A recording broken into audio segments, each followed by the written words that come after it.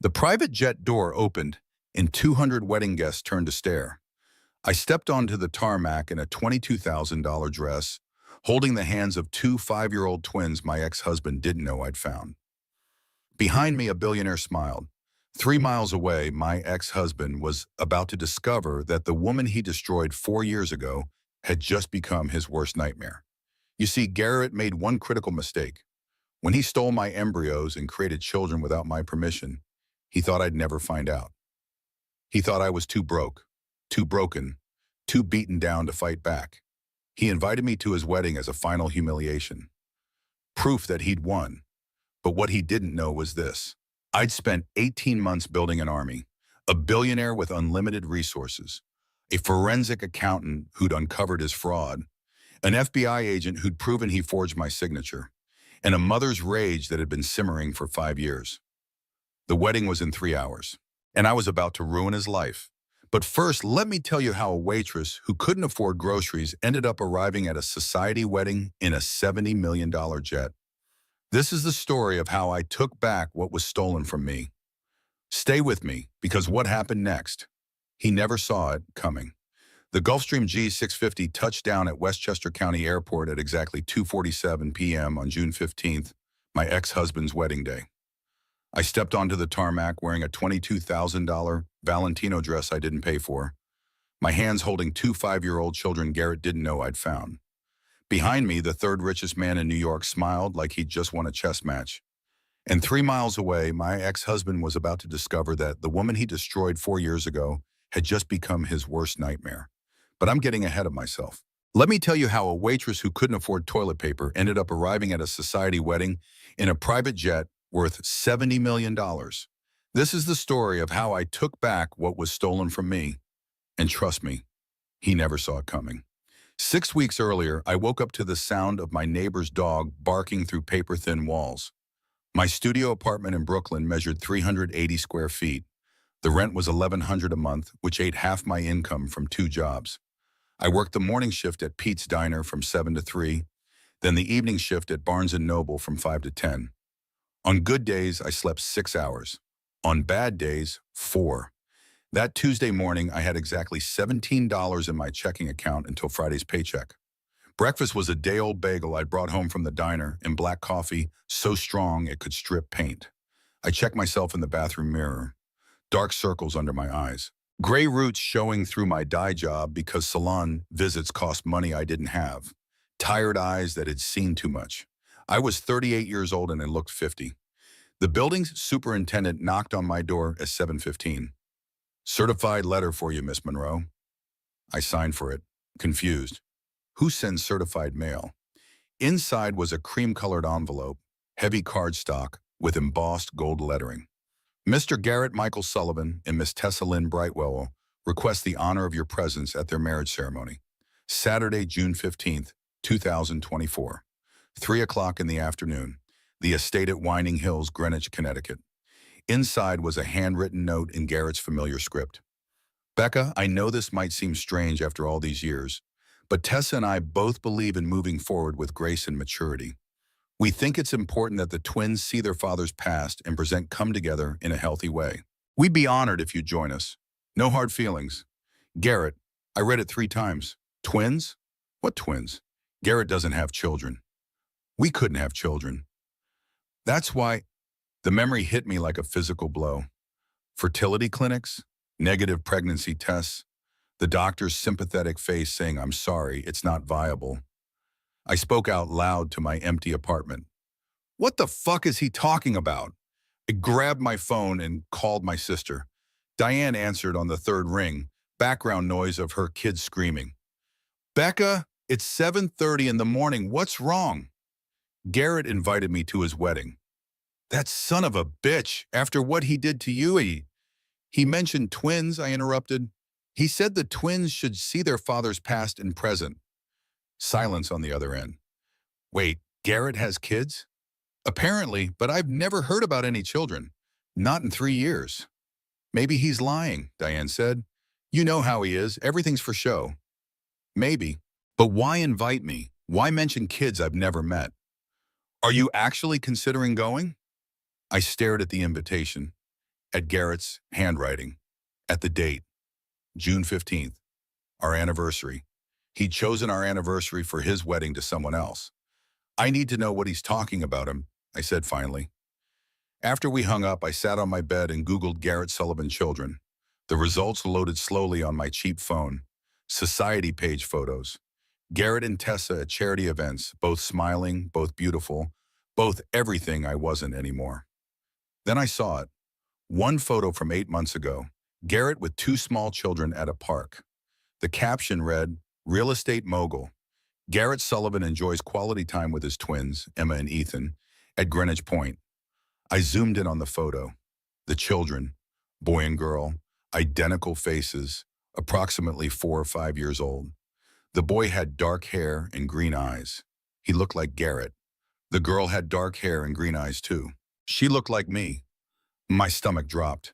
I stared at that little girl's face for 10 minutes straight, comparing it to my own baby photos that I kept on my phone. The same nose, the same chin, the same expression. That's when I knew I needed help. I found a private investigator through Google. Affordable PI NYC. The listing said $500 retainer, $100 per hour after that.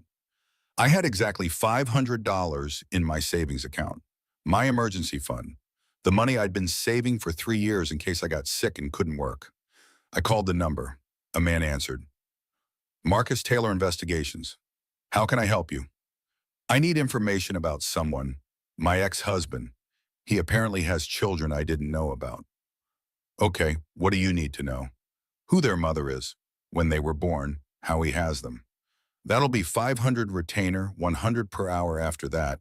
Could take 48 to 72 hours. I only have 500 total." He sighed. "Then I'll work fast." The next 48 hours were hell. I couldn't sleep, couldn't eat. Just stared at that photo, zooming in on the little girl's face, comparing it to mine. I called Garrett's mother. No answer. Voicemail full.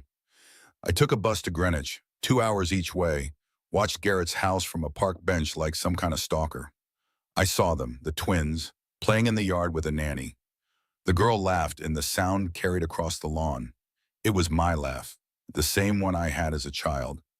Diane confirmed it when I showed her old videos. On Friday morning, my phone rang. Marcus Taylor. I answered on the first ring. "Did you find something?" "You need to sit down for this." "I'm sitting." He took a heavy breath. "The twins, Emma and Ethan Sullivan, were born 5 years ago at Greenwich Hospital. Birth certificates list Garrett Sullivan as the father. Mother is listed as confidential surrogate by a sealed adoption." Surrogate? He used a surrogate? That's what the records say. But here's where it gets complicated. What do you mean? I called in a favor with a contact at the fertility clinic Garrett used. Connecticut Reproductive Associates. My heart pounded. "And? They have a file on you." Silence. "What?" "Rebecca Monroe, formerly Rebecca Sullivan. You and Garrett underwent IVF treatment 6 years ago. You created 6 viable embryos. They were cryopreserved, frozen, pending future use." My voice shook. "We divorced before we ever used them. The lawyer said they'd be destroyed. They weren't." The revelation came fast. According to clinic records, Garrett Sullivan signed authorization for embryo transfer 5 years ago. 2 embryos were implanted in a gestational surrogate. Both took. Twin pregnancy. Emma and Ethan were born March 3rd, 5 years ago. I couldn't breathe. But I never signed authorization. "I know, I'm looking at the signature page right now. It's forged." I screamed into the phone. "He used my eggs? He made children from my eggs without my permission?" "Yes. Those are my biological children." "Yes." "And he stole them?" "Legally, it's complicated, but morally, yes, he stole them." I collapsed. Panic attack, hyperventilating. Diane, who had come over to wait with me, called 911. The ambulance arrived within minutes. Blood pressure 180 over 110, dangerously high, key abnormal. Stress-induced arrhythmia. They transported me to Brooklyn Methodist Hospital. In the emergency room, a doctor tried to calm me down. "Miss Monroe, you're experiencing acute stress response. We need to stabilize you." Between sobs, I told him, "He took my babies. He made babies from my body without asking me. The doctor exchanged a look with a nurse. Who did? My ex-husband. He stole my embryos. I'm going to recommend psychiatric consultation, I screamed. I'm not crazy. He stole my embryos. My children exist and I never knew. They administered a sedative. Everything went black. When I woke up in the hospital bed, Diane was sitting beside me. You've been out for 6 hours, she said quietly. The twins are real. Marcus sent me all the documentation. Becca, this is insane. A nurse came in to check my vitals. Blood pressure still high, but better. They wanted to keep me overnight for observation. Diane stayed with me. She'd called out of work, arranged childcare for her own kids, just to sit with me. What are you going to do? She asked. I don't know. I need a lawyer. She pulled out her phone, but I already called one. Legal aid clinic gave me a name. Family law specialist. Claire Montgomery. She does pro bono work. We met with Claire Montgomery on Monday morning and in her small office in downtown Brooklyn. She was 50, sharp-eyed, no nonsense. She reviewed Marcus's documents for 20 minutes without speaking. Finally, she looked up. This is extraordinary.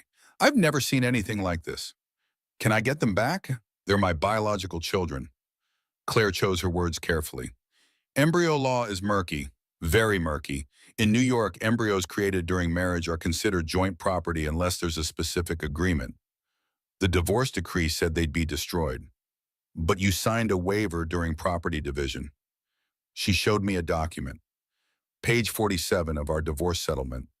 Both parties relinquish all claims to genetic material, embryonic or otherwise, stored at any medical facility.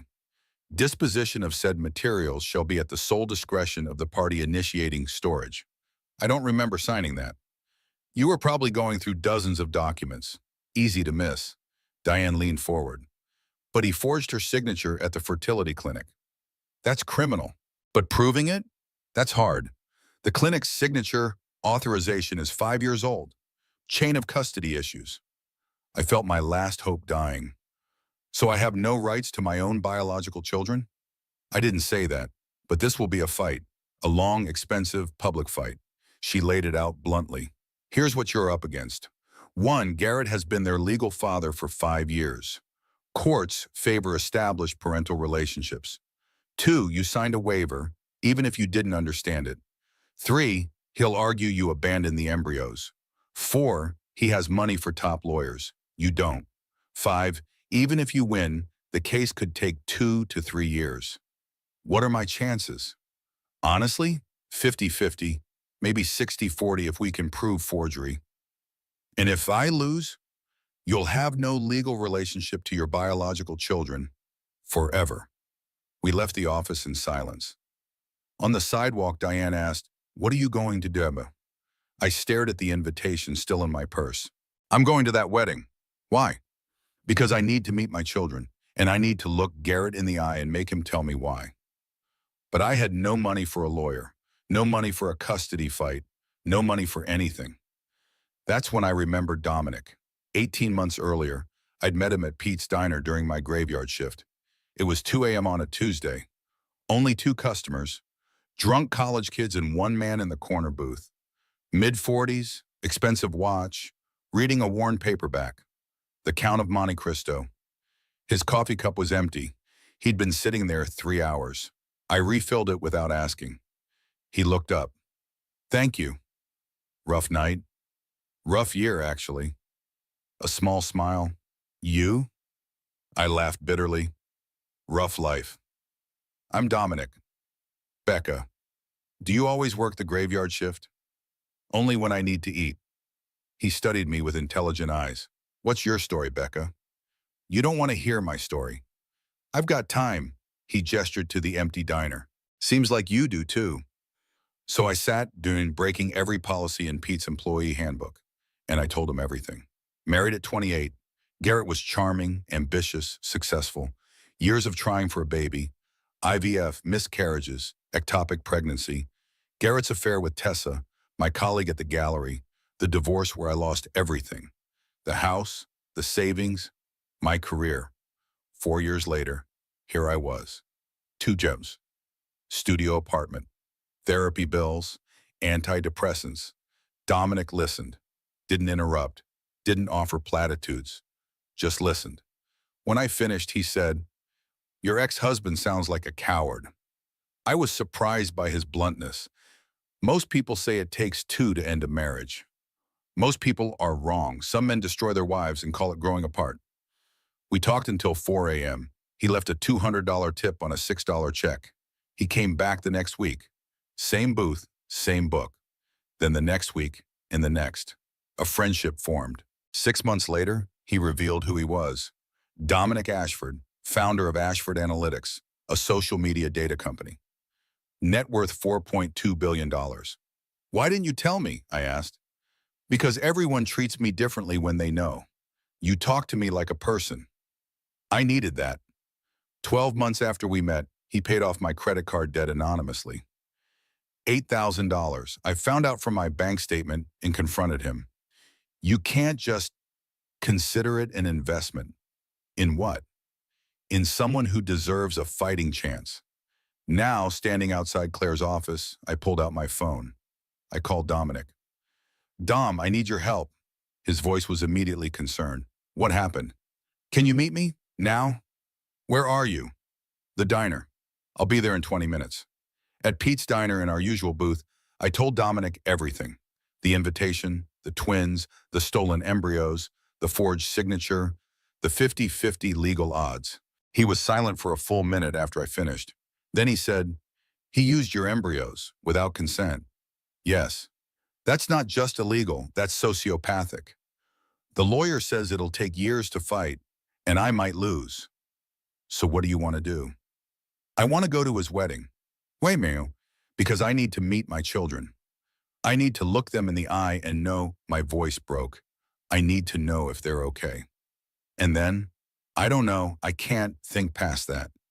Dominic leaned forward. "Okay, then let's think past that together." "What do you mean?" "You said the lawyer needs time and money to fight this." "I don't have either, but I do." The next day, I found myself on the 47th floor of Ashford Analytics headquarters in Tribeca. The conference room had floor-to-ceiling windows overlooking Manhattan. I felt out of place in my Target jeans and worn sneakers. Dominic had assembled a team. Robert Mitchell, head of security. Former FBI Cybercrimes Division. Claire Montgomery, my attorney, now officially retained by Dominic. Sarah Mitchell, forensic accountant with 20 years of experience. And me, the client. Dominic addressed the room. "Here's what we know. Garrett Sullivan used Becca's genetic material without consent to create 2 children. He forged documents. He committed identity theft. And he's been raising those children for 5 years while Becca didn't even know they existed." Robert spoke. "That's criminal. Multiple felonies." Claire interjected. "But proving it in family court is different from criminal court. The standard of evidence." Dominic cut her off. "Then we don't fight in family court." "Not yet." I looked at him. "What do you mean?" "We fight in the court of public opinion first. And we fight in Garrett's world. Money and reputation." Over the next 72 hours, Dominic's team worked around the clock. Sarah, the forensic accountant, discovered the truth about Garrett's company, Sullivan Properties LLC. Garrett claimed it was worth $15 million. The reality? Negative $3.2 million. Underwater, bankrupt, $8 million in debt, commercial mortgages, personal guarantees, 4 properties in foreclosure. The wedding itself, funded entirely by Tessa's father, Richard Brightwell, a venture capitalist worth $80 million. Venue cost $120,000. Ring $85,000. Total wedding expenses $350,000. All paid by Richard. And there was more. Richard Brightwell was investing $5 million in Sullivan Properties. The investment was set to close on June 16th, the day after the wedding. "He's committing investment fraud," Sarah said. "If Brightwell knew the real numbers, he'd never invest." Robert, the security expert, made his own discoveries. He legally subpoenaed clinic records, had them analyzed by a handwriting expert. Becca's authorization signature was forged. 98% probability. Garrett signed my name. Robert also found the surrogate, Jennifer Hayes, 38 years old, Connecticut resident. She'd been paid $60,000. Standard rate, She'd signed an NDA, but it was illegally broad. She was willing to testify. Most damning of all, Robert recovered deleted emails from Garrett's account. One to the clinic director. My ex-wife is unstable. She won't respond to consent requests. I need to move forward without her. That was fraud. Clear, undeniable fraud. Dominic laid out the documents. We have him, criminally, civilly, publicly. But the wedding is in 3 weeks, I said. The investment closes the day after. If we wait, we don't wait. The strategy was simple but devastating. Phase 1, legal, file emergency custody motion, DNA test to prove biological parentage, get temporary visitation rights. Phase 2, financial. Expose Garrett's bankruptcy to Richard Brightwell. Show him the fraud. Brightwell pulls investment. Garrett's company collapses. Phase 3, public. Attend the wedding. Bring the twins if court grants temporary custody. Arrive in a way that cannot be ignored. Let Garrett's social circle see the truth. He's built his life on lies, Dominic said. We're going to shatter the illusion. I looked at him. Why are you doing this? This is so far beyond... Because men like Garrett think they're untouchable. They hurt people and walk away. No consequences. I've watched it happen my whole life. In business, in society, in families. I have money and power. And if I can't use it to stop one of them, what's the point? He paused. You're a good man, Dom, I said quietly. He shook his head. I'm a ruthless man who happens to like you, but I'll take the compliment. The emergency custody motion was filed on day 3. We went to court on day 7. Claire stood before the judge. Your Honor, my client has reason to believe the minor children, Emma and Ethan Sullivan, are her biological offspring, created via IVF during her marriage to the respondent. Garrett's attorney, Rick Morrison, was slick and expensive. Your Honor, this is absurd. Miss Monroe is harassing my client. These children were legally adopted. Then a DNA test will prove that, won't it? Claire said. The judge ordered DNA tests for all parties. Results in 72 hours. Day 6. Results came back. 99.9% biological match. Emma and Ethan were my biological children. Day 7. Emergency custody hearing. The judge looked at the DNA results with something like shock. Miss Monroe, these results are extraordinary. Mr. Sullivan, do you have an explanation for how your adopted children are biologically related to your ex-wife? Garrett stammered. We used a surrogate during our marriage. It was, during your marriage, then why are they listed as adopted? His attorney jumped in. There were legal complications, Your Honor. The gestational carrier, Claire cut him off. There were no complications. My client never consented. Her signature was forged. She presented the handwriting analysis. The judge reviewed the documents, frowning. This is highly irregular. I'm granting Miss Monroe temporary supervised visitation, effective immediately. Full custody hearing scheduled in 30 days. Outside the courthouse, I cried with relief. I get to meet them. Oh my God, I get to meet my babies. Diane hugged me. You did it. Dominic spoke quietly. This is just the first step. Day 10. Supervised Visitation Center in White Plains. I arrived early, nervous, shaking, social worker present, small room with toys, table, chairs. The door opened. 2 children entered, holding a nanny's hands. Emma, 5 years old, dark curly hair, green eyes, pink dress, shawl. She looked exactly like my childhood photos. Ethan, 5 years old, dark straight hair, green eyes, blue shirt. Curious, he looked like Garrett but had my expressions. The social worker spoke. Emma, Ethan, this is Rebecca. You can call her Miss Becca. I knelt to their level. Tears streamed down my face. Hi, sweethearts. Emma hid behind the nanny. Are you our mommy? My heart stopped. Yes, baby, I am. Ethan was suspicious. Daddy said we don't have a mommy. Well, you do. You have me. The visit lasted 2 hours. We played with blocks, drew pictures. Emma sat in my lap after 30 minutes. Ethan showed me his toy cars. Both called me Miss Becca. Before they left, Emma asked, will you come back? Yes, I'll come back every time they let me. Good, I like you. In the car with Dominic afterward, I sobbed. They're perfect. They're so perfect. I know. I missed 5 years. 5 years of their lives. But you have now, and you'll have the future. I can't lose them again. Dom, I can't. You won't, I promise. But he was wrong. Day 12, 2 weeks before the wedding. My phone rang. Garrett. First time we'd spoken directly in years, I answered. What do you want? His voice was cold. Congratulations. You found them. You stole them from me. I gave them life. You gave up. I never gave up anything. You forged my signature. He laughed. Prove it. I already did. The court gave you supervised visits. 2 hours a week. Congratulations. You're a babysitter. The full hearing will take months, maybe years. And you know what judges see? A stable father with a home, a family, resources, and a broke, unstable ex-wife who shows up after 5 years with a billionaire sugar daddy. Dom is not. Save it. Everyone knows what you are.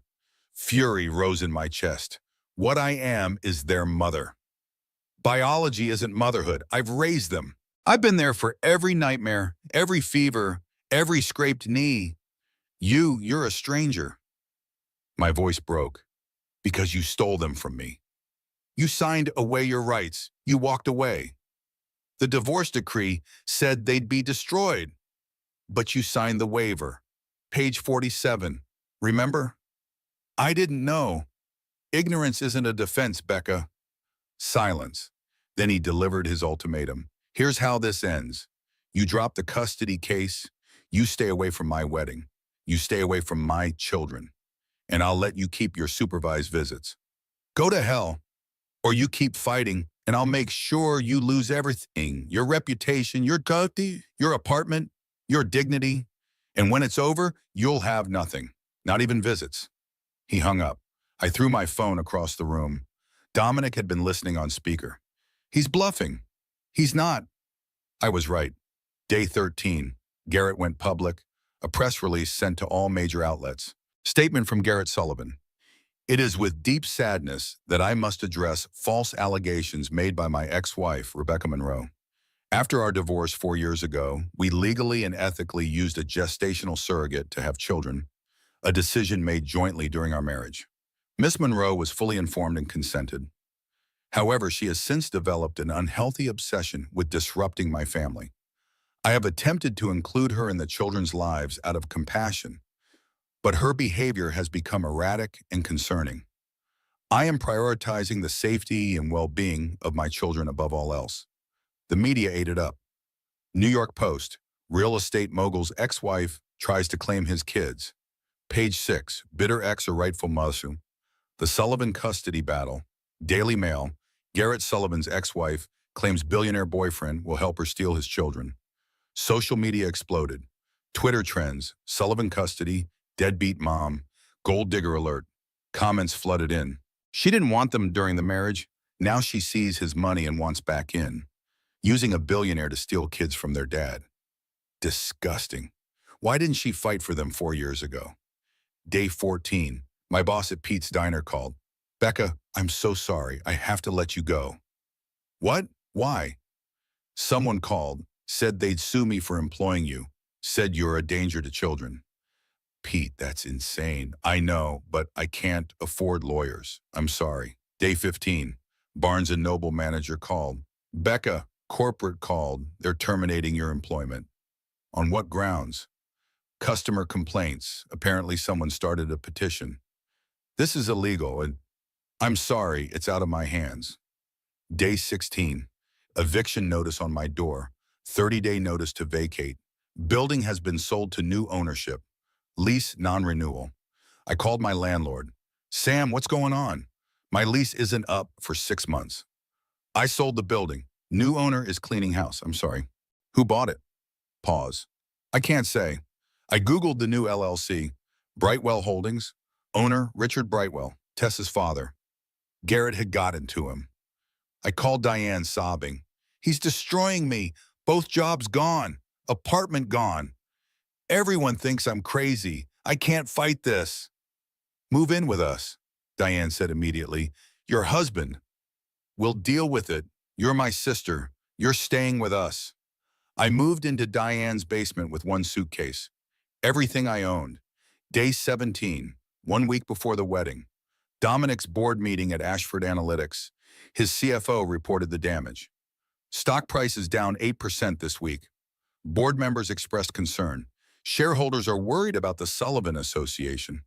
The optics are bad. Billionaire helping ex-wife steal children. She's not stealing anything, Dominic said. They're her biological children. The media doesn't care about facts. They care about narrative. The CFO made his recommendation. We're advising you to publicly distance yourself from Miss Monroe. No, if I saw Dominic, be reasonable. I said no. That evening, Dominic visited me at Diane's house. I was in the basement, packing boxes. You shouldn't be here. Why not? Because I'm ruining your life. My stock price is not my life. Your board wants you to drop me. He sat on a folding chair. My board wants a lot of things. Doesn't mean I listen. I was crying. You're losing money because of me. Money grows back. Integrity doesn't. Why are you doing this? Because someone should have fought for you 4 years ago, and no one did. So I'm doing it now. I can't let you sacrifice everything.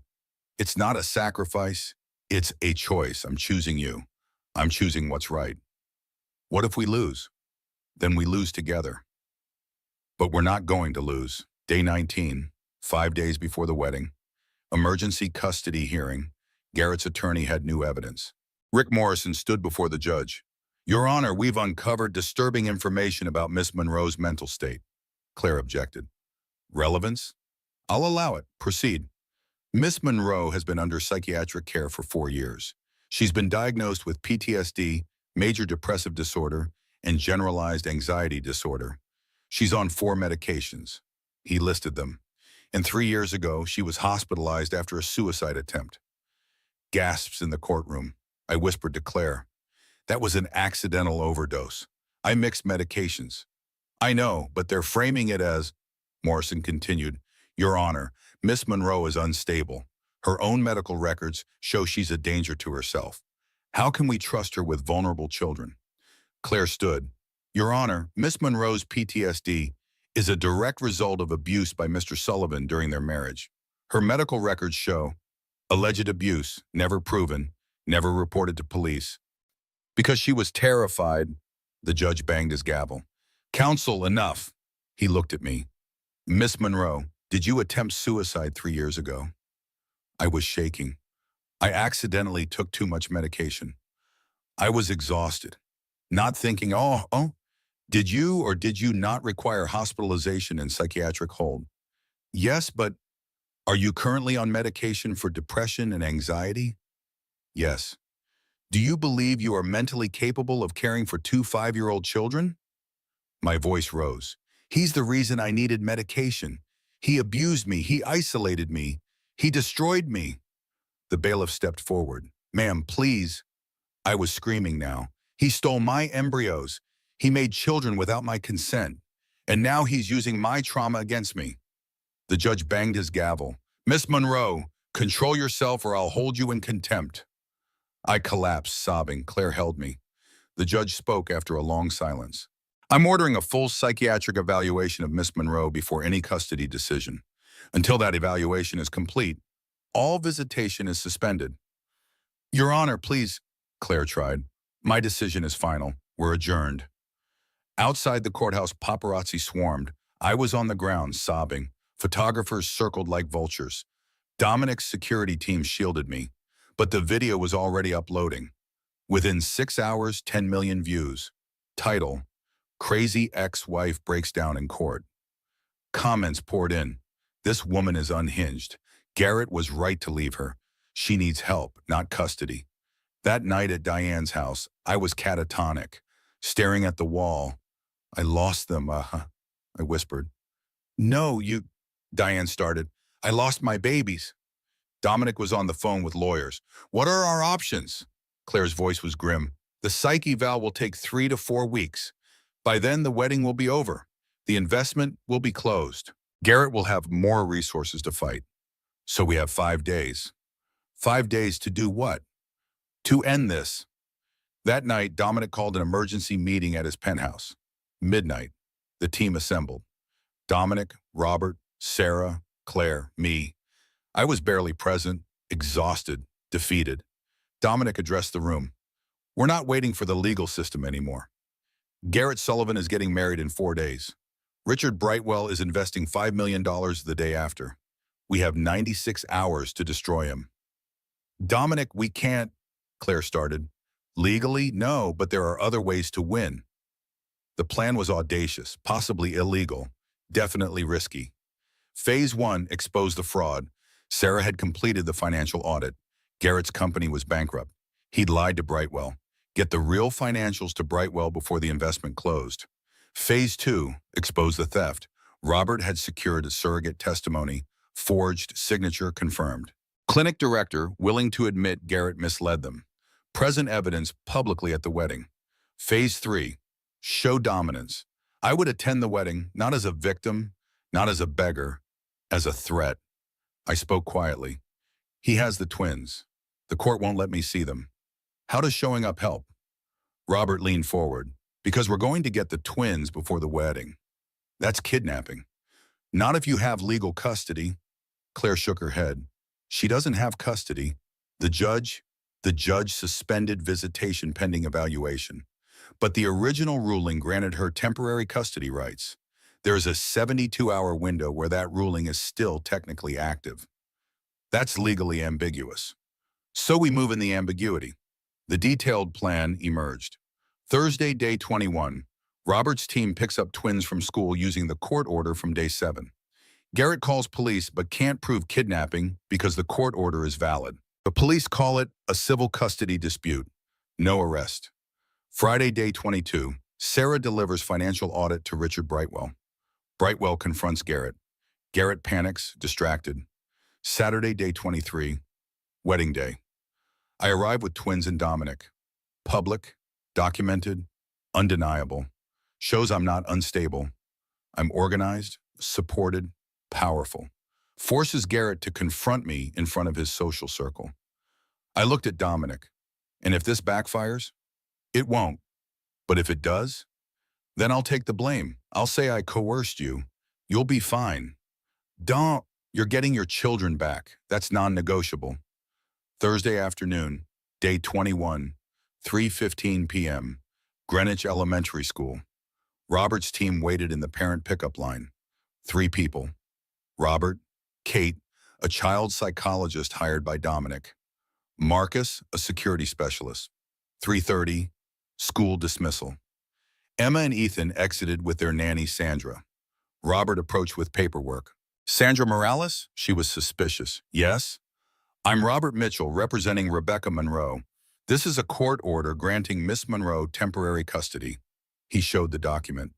I need to call Mr. Sullivan. You're welcome to do that, but the children are coming with us. Kate knelt to the children's level. Hi, Emma. Hi, Ethan. Do you remember Miss Becca? Emma brightened. The lady from the playroom? Yes, she's waiting to see you. She misses you so much. Ethan looked at Sandra. Is it okay? Sandra was on the phone with Garrett, frantic. Mr. Sullivan, there are people here with a court order. Yes, for the children. I don't know what to... Garrett's voice came through, shouting, Do not let them take my kids. Robert took the phone from Sandra. Mr. Sullivan, this is Robert Mitchell. We have a valid court order. If you interfere, you'll be in contempt.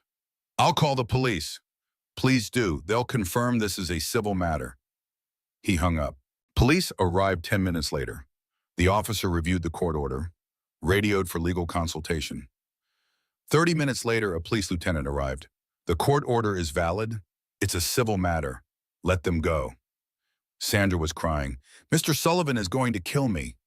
The officer was sympathetic but firm. Ma'am, you have no legal authority to prevent this. Emma and Ethan were confused, scared.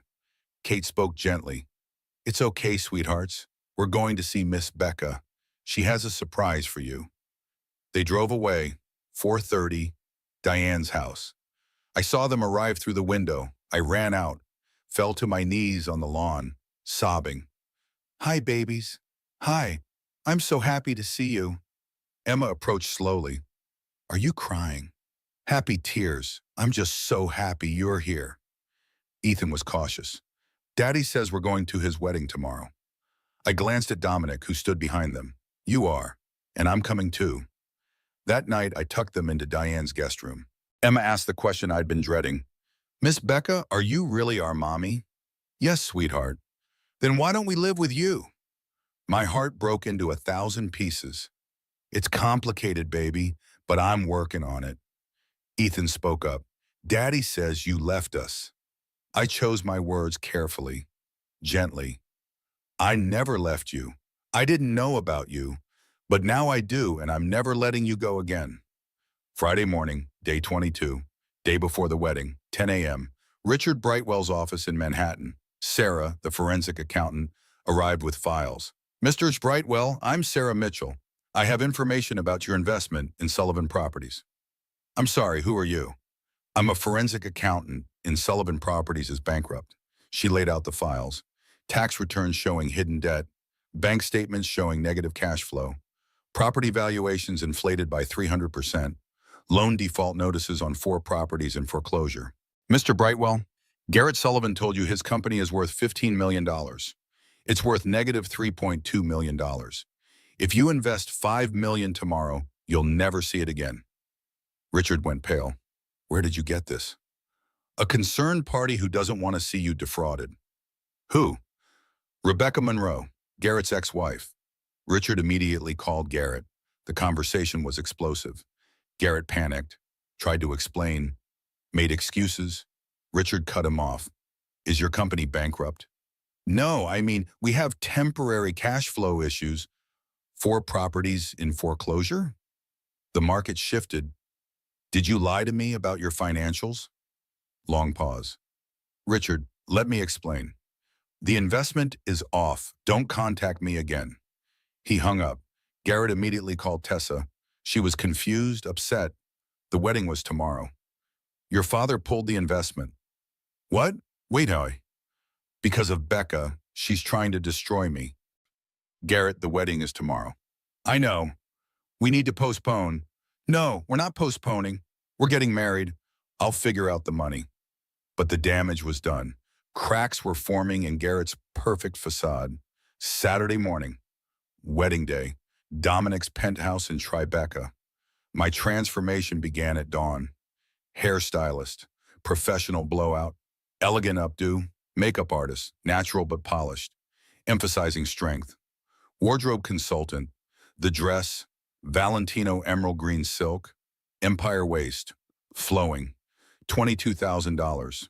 Jewelry, borrowed Cartier diamonds, earrings, bracelet, shoes, Jimmy Choo heels, paid for by Dominic. Emma and Ethan got the same treatment.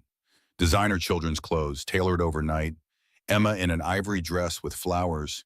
Ethan in a navy suit matching Dominic's. Noon. I looked in the mirror and didn't recognize myself. I looked powerful, wealthy, untouchable. Dominic entered. You look incredible. I look like someone else. You look like yourself, the version of you Garrett tried to kill. I'm terrified. Good, so is he. What if this doesn't work? It'll work. How do you know? Because we already won. He just doesn't know it yet. 12:30. 3 black SUVs departed for Teterboro Airport. Destination, the jet, the Gulfstream G650, Dominic's personal aircraft. Tail number N-1, worth $70 million. We were about to make an entrance Garrett would never forget. 2:47 p.m., Westchester County Airport. The Gulfstream touched down. Paparazzi were waiting. 12 photographers, 4 news crews. Dominic had tipped them off. Billionaire Dominic Ashford attending Garrett Sullivan wedding. The door opened, stairs extended. I stepped out into the afternoon sunlight. Emerald dress catching the light, diamond earrings glinting, Chanel sunglasses, confident stride I didn't feel. Emma and Ethan emerged beside me, one on each side, holding my hands. Designer clothes, shy but curious. Dominic followed, Navy Tom Ford suit, power presence, sunglasses. Security team flanked us. 4 professionals, earpieces, coordinated movement. 3 black SUVs waited on the tarmac. We drove to the venue, 3 miles away, 255, the estate at Winding Hills. The wedding venue was spectacular. White tents, 200 guests, orchestra playing, champagne flowing. The ceremony started at 3. We were cutting it close. The SUVs pulled up to the main entrance. Guests on the lawn turned and stared. Whispers rippled through the crowd. Who's that? Is that Garrett's ex-wife? Those children? That's Dominic Ashford. Oh my God, she came in his private jet. I exited the SUV. Dominic helped Emma and Ethan out. We walked toward the venue. Garrett stood on the venue steps in his tuxedo, frozen. He saw me, looking like a billionaire's wife. He saw his children, who were supposed to be at his mother's house. He saw Dominic Ashford, the third richest man in New York, his face drained of color. Tessa stood beside him in her wedding dress. Garrett, who is that? He couldn't speak. Garrett, who are those children? I stopped at the bottom of the steps, locked eyes with Garrett, smiled, slow, confident, dangerous. Hi, Garrett. Thanks for the invitation. I brought guests. Hope that's okay. Silence. 200 guests staring, phones out, recording. Garrett descended the steps. His voice shook. What are you doing here? You invited me, remember? The twins should see their father's past and present come together. So here we are. He looked at Emma and Ethan. How did you, legal custody, Garrett. I'm their mother. You can't just take them. I didn't take them. The court gave them to me. Tessa descended the steps, horrified. Garrett, what is she talking about? Who are these children? Garrett turned to her, frantic. Baby, let me explain. I spoke to Tessa directly. He didn't tell you? Tell me what? That Emma and Ethan are his children. And mine. Gasps from the guests. Tessa's face went white. What? We created embryos during our marriage. IVF. After the divorce, Garrett was supposed to destroy them. Instead, he used them. Without my consent, without telling me. He forged my signature, and he's been raising my biological children for 5 years. Richard Brightwell pushed through the crowd. Garrett, is this true? Or are you? Garrett backed up the steps. Richard, she's lying. Dominic stepped forward. Mr. Brightwell, I'm Dominic Ashford. We spoke yesterday through my associate. Everything Miss Monroe just said is documented. DNA tests, court records, forged signatures. Your son-in-law is a fraud. Richard turned to Tessa. We're leaving. Now. Tessa was crying. You used her embryos without telling her? I was going to tell you. When? After we were married? Baby, please. Tessa removed her veil, threw it at him. We're done. Tessa addressed the guests through tears. I'm sorry, there's not going to be a wedding. She walked away with her father and family. Garrett turned on me, fury in his eyes. You destroyed my life. I remained calm. No, I stopped you from destroying anyone else's. Those are my children. They're my eggs, my DNA, my body. You had no right. He lunged toward me. I gave them life. Dominic's security tackled him before he could reach me. Garrett was on the ground, restrained. Get off me! Patricia Sullivan, Garrett's mother, walked over. She looked at me. I'm sorry. I was shocked. What? I knew about the embryos. He told me. I should have said something. I should have stopped him. I'm so sorry. Police sirens wailed in the distance. Someone had called 911. Officers arrived, assessed the situation. Garrett was being held by security. She kidnapped my children. I handed the officer documents calmly. I have legal custody. DNA tests, court orders, everything's here. The officer reviewed the paperwork. This is a civil matter. Both of you need to lawyer up. Dominic stepped forward.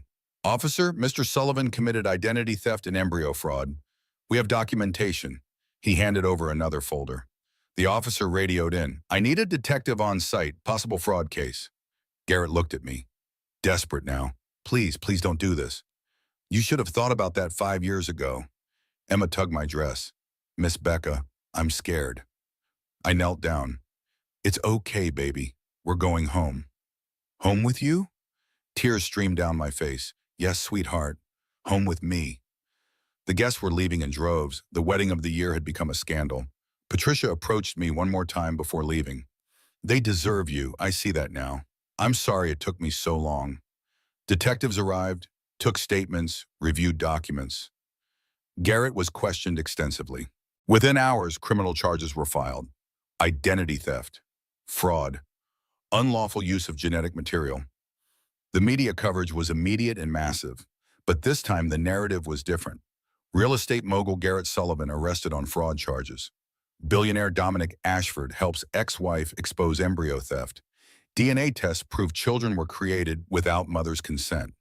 The court of public opinion shifted overnight.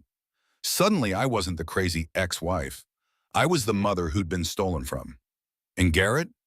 He was the monster who'd stolen her children. 3 days later, emergency custody hearing. This time, the judge reviewed all the evidence. The forged signatures, the date tests, the criminal charges. Mr. Sullivan, you have committed serious crimes. Until your criminal trial concludes, I'm granting Miss Monroe full temporary custody of Emma and Ethan Sullivan. You will have no contact with the children pending criminal proceedings. Garrett's attorney tried to object, but there was nothing left to argue. Outside the courthouse, I held my children's hands. No paparazzi this time. Just us. And Dominic and Diane. What happens now? Emma asked. Now, I said, we go home. Where's home? I looked at Dominic. He'd already made the arrangements. A house in Connecticut, near good schools, 3 bedrooms. Modest but safe. I'll show you, I said. 6 months later, the house in Stamford, Connecticut wasn't much. 3 bedrooms, small yard, outdated kitchen. But it was ours. Emma and Ethan had their own rooms, decorated them with help from Diane's kids. Slowly, hesitantly, they began to call me Mom instead of Miss Becca. Garrett pleaded guilty to avoid trial. 18 months in prison. He'd serve 11 with good behavior. The civil custody case concluded quickly once the criminal conviction came through. Full legal and physical custody granted to me. Garrett would have supervised visitation after his release. 2 hours every other week. If the kids wanted it, they would get to decide. I started working as a freelance art consultant. Dominic helped me open a small gallery in Stamford. Part owner, part investor, mostly friend. Emma and Ethan were in therapy. So was I. We were all healing, slowly. One Saturday morning, I watched them play in the backyard through the kitchen window. Diane was visiting.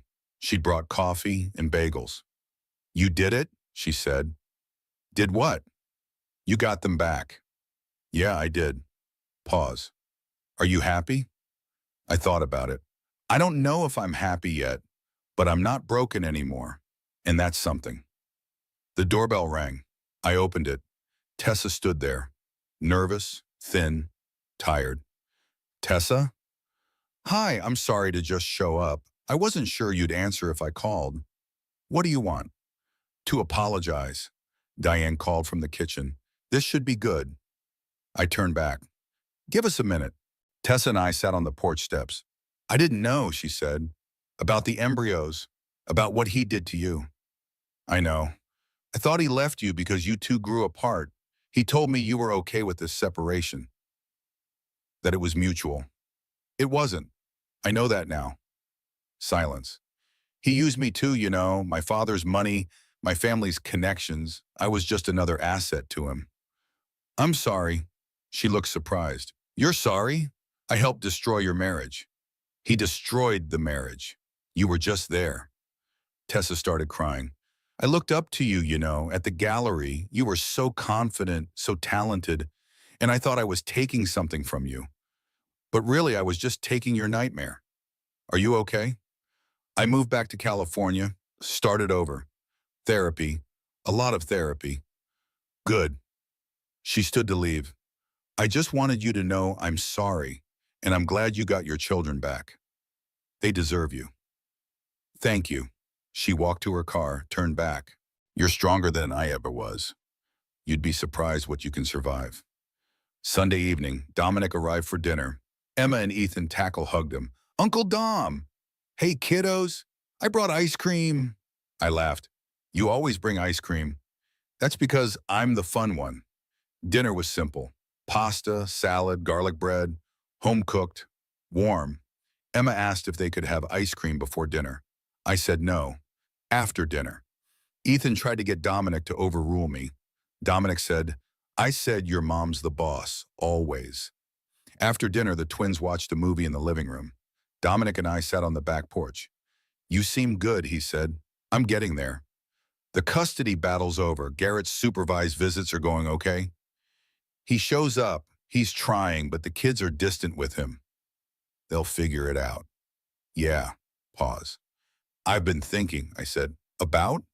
About that day, the wedding, the jet, all of it. And? People ask me, Mommy, if it felt like revenge. What do you tell them? That revenge isn't the right word. What is? Justice, not for me, for them. I gestured to the kids inside. Do you regret it? Going to the wedding? The spectacle? No, because if I hadn't, I'd still be fighting in court. I'd still be the unstable ex-wife. Instead, I showed up as someone who couldn't be dismissed. You showed up as yourself. The version of myself he tried to kill. We sat in comfortable silence. Thank you, Dom. For what? For seeing me when I couldn't see myself. You would have found your way. Maybe, but it would have taken longer. Emma called from inside. Mom, the movie's over. Can we have ice cream now? I laughed. Coming? People love a good revenge story. The scorned ex-wife who shows up at her ex-husband's wedding in a private jet and destroys him. But this wasn't a revenge story. It was a rescue mission. I didn't arrive at that wedding to hurt Garrett. I arrived to take back what he stole. My children, my dignity, my life. Did I enjoy watching him crumble? Honestly, a little. But what I enjoyed more was this, watching Emma and Ethan laugh without looking over their shoulders, tucking them into bed every night, being their mother. Garrett gave them life, but I gave them love. And in the end, that's what mattered. He stole 5 years from us, but he doesn't get to steal the rest. 2 years after the wedding that never happened, I stood in my gallery in Stamford. Small space, 1,200 square feet, but it was mine. Well, mine and Dominic's. He'd invested, I'd managed. Together, we'd built something good. The featured artist this month was local, a woman who'd survived domestic violence and started painting as therapy. Her work was raw, powerful, honest. The opening reception was tonight. People were arriving. Emma and Ethan were there, dressed up, helping hand out programs. They were 7 now. Taller, smarter, funnier. They knew their story. We told them everything, age appropriately. They knew about the embryos, about what Garrett had done, about the legal fight. They called me Mom. They called Garrett by his first name during their supervised visits twice a month. They called Dominic Uncle Dom. Patricia, Garrett's mother, visited sometimes. She tried to rebuild a relationship with the kids. Slowly, they'd accepted her. She was their grandmother, after all. Garrett had been released from prison 6 months ago. The visits were awkward but civil. He was trying to be better. Maybe he'd succeed. Maybe he wouldn't. Either way, it wasn't my problem anymore. Diane arrived at the gallery with her family. Her kids were running around, excited by the art. "This place looks great," she said. "Thanks. We've been busy." "How are you? Really?" I looked around, at my gallery, at my children, at the life I'd rebuilt from nothing. "I'm good, actually good." "You earned it." Dominic arrived late, apologizing. "Work thing." He greeted Emma and Ethan with his usual bear hugs. Then he pulled me aside. "I have news." "What?" "The investors from the tech conference, they want to expand our platform. They're offering partnership opportunities." "Dom, I can't." "I already told them you're not interested, but I wanted you to know you have options, always." "Why do you do this?" "Do what?" "Keep opening doors for me. Because you deserve them, and because you're my friend, and friends show up." Later that evening, after the reception ended, after the guests left, after Emma and Ethan fell asleep in the car on the drive home, I stood in my kitchen making tea. The house was quiet, peaceful. I thought about the woman I'd been 4 years ago, broken, destroyed, barely surviving. I thought about the woman I'd been 2 years ago, desperate, fighting, terrified of losing. And I thought about the woman I was now, whole, healing, free. The private jet arrival at Garrett's wedding had made headlines. The photos went viral. The story spread across social media. But that wasn't what mattered. What mattered was what came after. The slow, steady work of building a life, of raising children, of healing trauma, of forgiving myself for all the years I'd believed Garrett's lies about who I was. I'd spent so long thinking I wasn't enough, wasn't pretty enough, smart enough, interesting enough, worthy enough. But I'd learned something in the past 2 years. Garrett's opinion of me was never the truth. It was his tool for control, his weapon for keeping me small. And once I stopped believing it, once I stopped trying to earn his approval, I became unstoppable. Not because of Dominic's money, not because of the jet or the dress or the dramatic entrance, but because I remembered who I was before Garrett told me I wasn't. 3 years after the wedding, Emma was 8, Ethan was 8. They were in third grade, same class, different friend groups. Emma lost, drew constantly, filled sketchbooks with dragons and castles and imaginary worlds. Ethan loved math, did puzzles for fun, asked questions about patterns and probabilities. They were their own people, not mini versions of me or Garrett, just themselves. One night, Emma asked me a question I'd been dreading. Mom, why did Daddy make us without asking you? I chose my words carefully. He wanted children very badly, and he made a choice that hurt a lot of people, including me, including you and Ethan. But we're here now. You are, and I'm so grateful for that. Are you glad he made us, even though he was bad? I pulled her close. I'm glad you exist. I would have wanted you no matter what, but I wish I'd been there from the beginning. We wish that too. Ethan joined us, but you're here now. That's what matters, right? Right. And Daddy's learning to be better. His therapist said so. I didn't know what to say to that. Garrett was in therapy, part of his parole requirements. Whether he was actually getting better, time would tell. But my children were kind enough to hope, and I wouldn't take that from them. 5 years after the wedding, Emma was 10, Ethan was 10. They were thriving. Honor roll students. Emma in advanced art classes, Ethan in advanced math. The gallery was successful. We'd expanded to 2 locations. Dominic had taken a step back as I'd taken more control. It was my business now, my success. I'd started dating. Nothing serious, a few dinners, a few movies, testing the waters of trusting someone new. It was terrifying, but also necessary. Garrett had been out of prison for 4 years. The supervised visits had gradually become unsupervised. He had proven himself stable, reliable, changed. Maybe, probably, possibly. The kids spent every other weekend with him now. They called him Dad sometimes. Other times still Garrett. They were figuring it out. Patricia had become a real grandmother, present, loving. She'd apologized 1,000 times for not stopping Garrett 5 years ago. I'd forgiven her. Mostly. Diane's kids were teenagers now.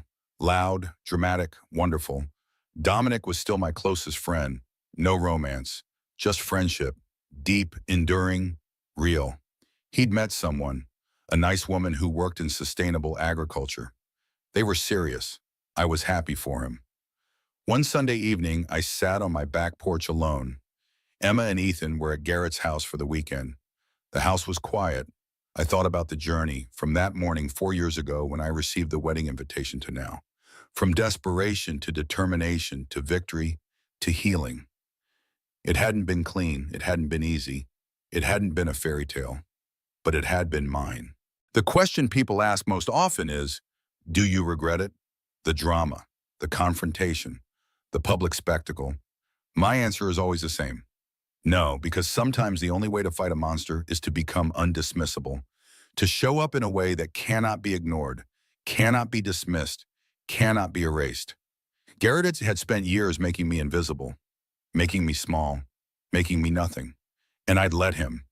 But the day I stepped off that private jet with my children, I stopped being invisible.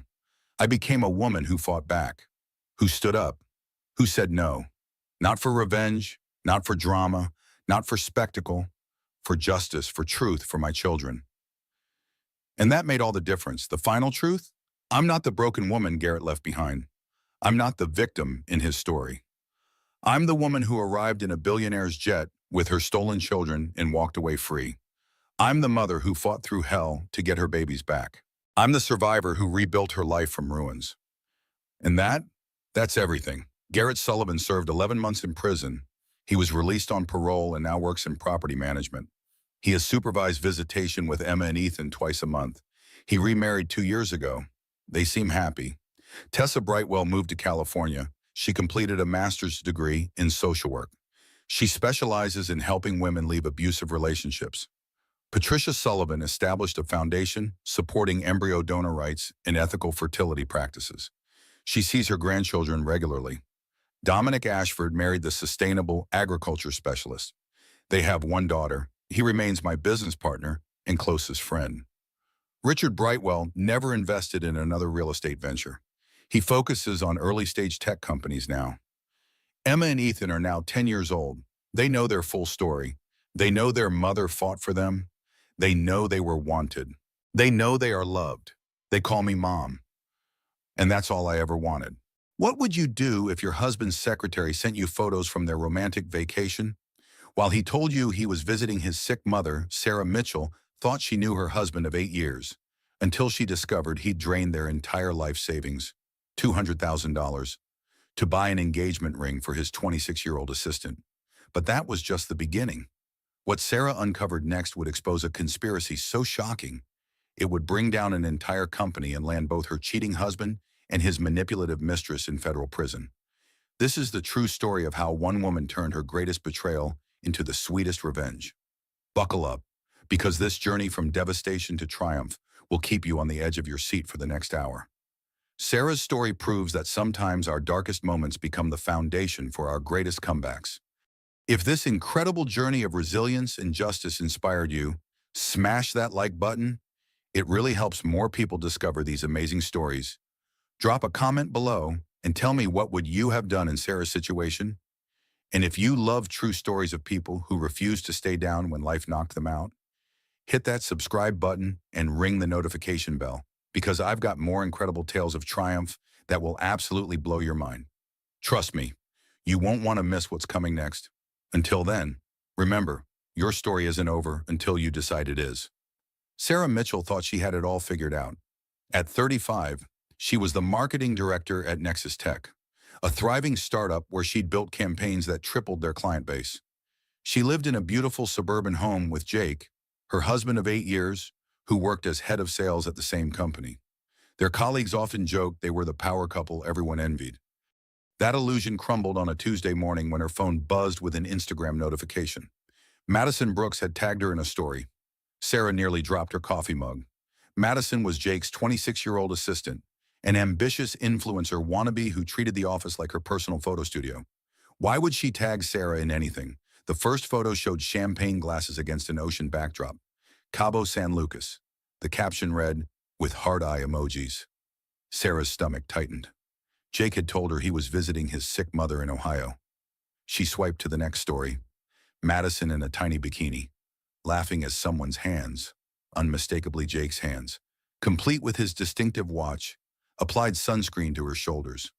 Sarah's hands trembled as she continued swiping. Photo after photo of Madison and Jake living it up in luxury. Poolside cocktails, sunset dinners, dancing at beachside bars. Then came the final story that destroyed her world completely. Jake, down on one knee in the sand, holding up a ring box. Madison's perfectly manicured hands covering her mouth in mock surprise. The diamond caught the sunset light, a massive solitaire that looked exactly like the one Sarah had bookmarked on her laptop 6 months ago when Jake asked what kind of engagement ring she'd want to upgrade to for their 10th anniversary. The caption made her physically sick. He said I was the only woman who truly understood him. I said yes to forever. Sarah ran to her laptop and logged into their joint bank account with shaking fingers. The balance that should have shown their combined savings of $200,000 now displayed $4,300. Her husband had drained their entire life savings to propose to his secretary in Mexico while telling Sarah he was caring for his sick mother. She heard footsteps on the stairs. Jake was coming down for breakfast, probably preparing to tell her more lies about how exhausting his time in Ohio had been. Sarah screenshot every single photo before Madison could delete them. She had evidence now. She had proof of what Jake really thought of their marriage. their future, their shared life. She just didn't know yet that proof wouldn't be enough. When Jake walked into the kitchen, adjusting his tie and checking his phone, Sarah studied his face carefully. He looked tired, which made sense if he'd been partying in Mexico for 4 days. But he also looked guilty, avoiding her eyes as he grabbed his coffee. "How's your mom doing?" Sarah asked quietly. Jake nearly choked on his coffee. "Oh, better. Much better. The doctors think she'll be able to go home soon." "That's wonderful news. I'm so glad you could be there for her." He nodded quickly, still not meeting her eyes. "Yeah, well, you know how important family is." Family? The word tasted bitter in Sarah's mouth as she watched her husband of 8 years lie to her face while his engagement photos to another woman sat saved on her phone. "I should get going," Jake said, kissing her forehead with lips that had probably kissed Madison on a beach 12 hours ago. "Big presentation today." After he left, Sarah sat in their kitchen, the kitchen where they'd planned their future, where they'd talked about kids and retirement and growing old together, and realized that everything she'd believed about her life was a carefully constructed lie.